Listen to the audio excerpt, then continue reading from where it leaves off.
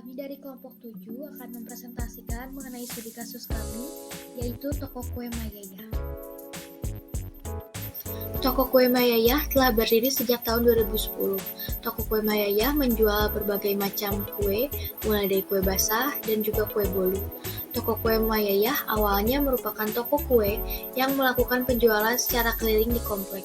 Hingga akhirnya pada tahun 2017, toko kue Mayayah mendirikan toko di dekat komplek. Pada saat ini, toko kue Mayayah memiliki 4 pegawai yang terdiri dari owner, kedua kitchen, ketiga kasir, dan keempat pengantar. Struktur perusahaan dari toko kue Mayayah, yang pertama adalah owner Ibu Yaya, yang kedua asisten owner dan kitchen Ibu Dewi, yang ketiga kasir Pak Agus, dan yang keempat adalah pengantar Arif. Latar belakang masalah. Pencatatan yang masih dilakukan manual menyebabkan informasi yang tercatat antara bagian kasir dan bagian produksi mengalami kendala. Hal tersebut mengakibatkan perbedaan tulisan menu yang dipesan oleh pelanggan dan tulisan yang dibaca oleh bagian kitchen. Hal tersebut berdampak kepada pengiriman yang berbeda dan membuat pelanggan memiliki kesan yang buruk terhadap toko kue Mayayah. Identifikasi masalah. Dalam konteks diagram ini, kita melihat bahwa ada alur data pemesanan, mulai dari pelanggan yang memilih menu yang diolah menjadi data pesanan, dan pesanan tersebut akan diproses di bagian kitchen. Berikut adalah diagram 0, di mana kita dapat melihat bahwa ada masalah yang muncul di satu yaitu proses pemesanan snack, dan 1.4 proses pembuatan. Pada bagian 1.1, proses pemesanan snack, permasalahan dalam proses pencatatan dan penyiapan snack terjadi karena kesalahan manusia atau human error. Lalu di 1.4, proses pembuatan, ada ketidaksamaan antara pesanan dari toko dan kue yang dibuat oleh kitchen.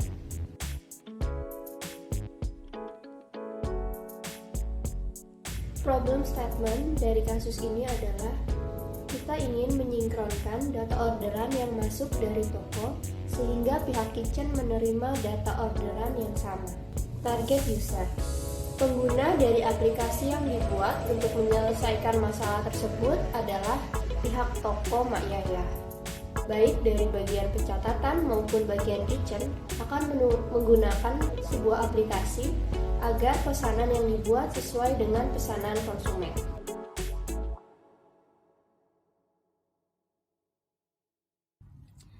Nah, selanjutnya adalah ide dari kelompok kami, yaitu membuat aplikasi bernama Smart Kitchen. Jadi Smart Kitchen adalah aplikasi yang mudah digunakan dan juga diakses karena tinggal di-download melalui smartphone.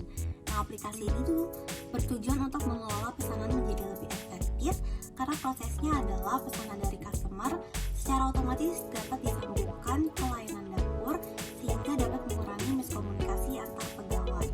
Lalu ide yang kami hadirkan juga dari fitur-fiturnya. Jadi fitur-fitur yang kami buat akan memudahkan pelayan toko dalam mengatur pesanan sehingga menjadi akurat dan tepat waktu untuk dikirimkan ke customer. Nah, selanjutnya adalah kriteria dari aplikasi Smart Kitchen. Yang pertama ada order display. Jadi pesanan yang masuk itu akan ditampilkan di layar untuk memudahkan pembuat kue menyiapkan kue sehingga komunikasi antar pegawai di toko itu tepat. Lalu ada cooking time management.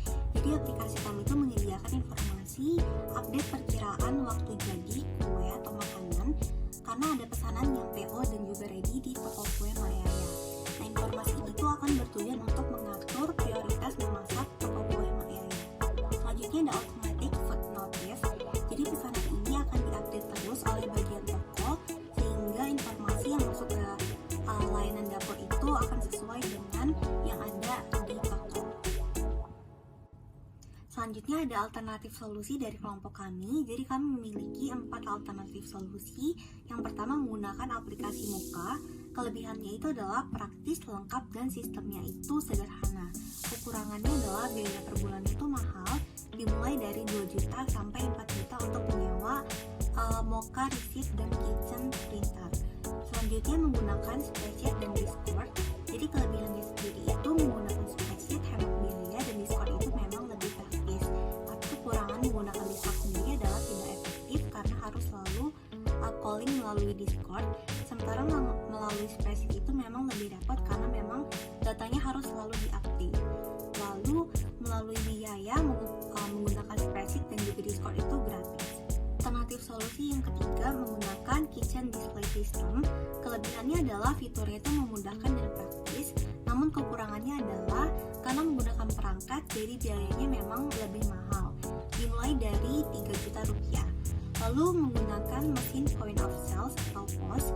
Jadi kelebihan dari POS itu sama seperti kitchen display system, memudahkan dan juga praktis, namun kekurangannya sama karena dia bentuknya perangkat jadi memang lebih mahal. Biaya itu dimulai dari 1 juta rupiah sampai 4 juta rupiah. Bagian 4 perancangan. Pemilihan solusi. Yang pertama, fitur e-menu. Fitur e-menu ini untuk karyawan mencatat pesanan kue customer, update informasi kue yang tersedia pada hari itu, serta total kue yang tersedia. Yang kedua, fitur kitchen display. Fitur ini untuk menampilkan pesanan dari toko ke bagian dapur, deskripsi orderan per customer yang sedang berjalan, seperti nomor pesanan, nama customer, jumlah orderan, waktu pembuatan kue, notifikasi jika pesanan telah selesai. Yang ketiga, fitur order summary. Untuk mencatat rincian penjualan yang sudah selesai, melaporkan penjualan harian dan stok kue.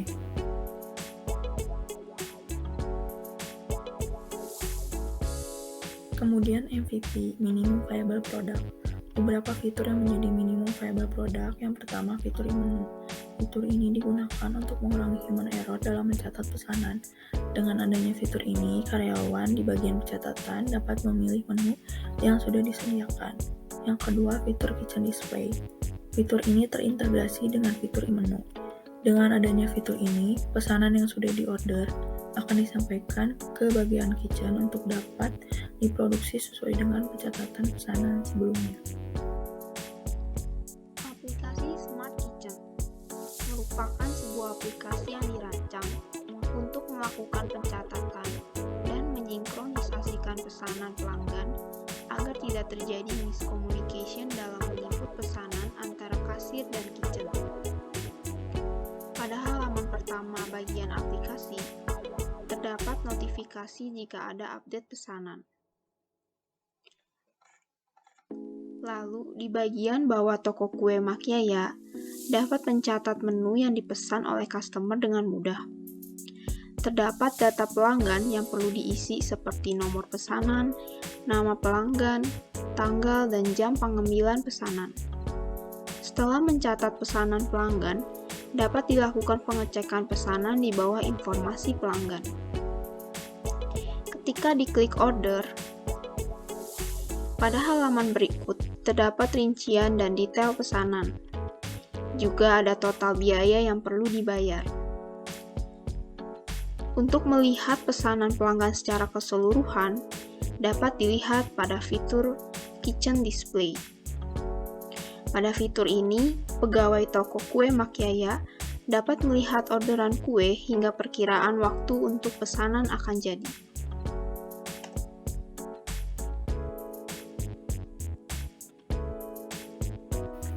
Di bagian timeline ini, kegiatan yang pertama yaitu perencanaan di bulan Juli dan Agustus. Yang kedua, membuat konsep di bulan Agustus. Kemudian finalisasi September dan Oktober, testing di bulan Oktober, revisi di bulan November, dan yang terakhir penambahan fitur pada aplikasi di bulan Desember. KPI atau Key Performance Indicator. Untuk indikator pertama yaitu Customer Experience.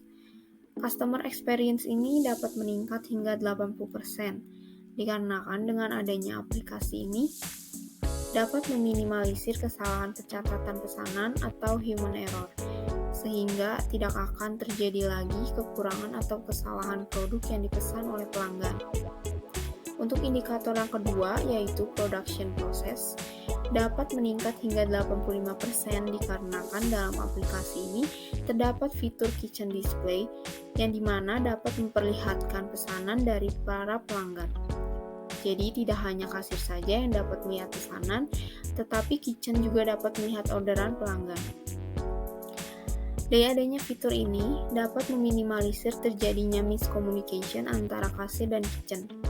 Juga dengan adanya fitur ini terdapat perkiraan atau estimasi waktu produk akan jadi, sehingga memudahkan kitchen untuk menyiapkan produk yang pre-order ataupun yang dipesan langsung. Rencana untuk melakukan sosialisasi. Yang pertama, melakukan training dan development kepada karyawan dalam menginput pesanan agar tidak terjadi human error kembali.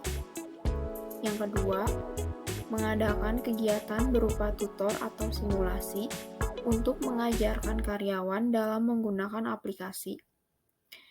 Lalu yang ketiga, mengadakan evaluasi dengan melakukan tanya jawab kepada karyawan mengenai aplikasi.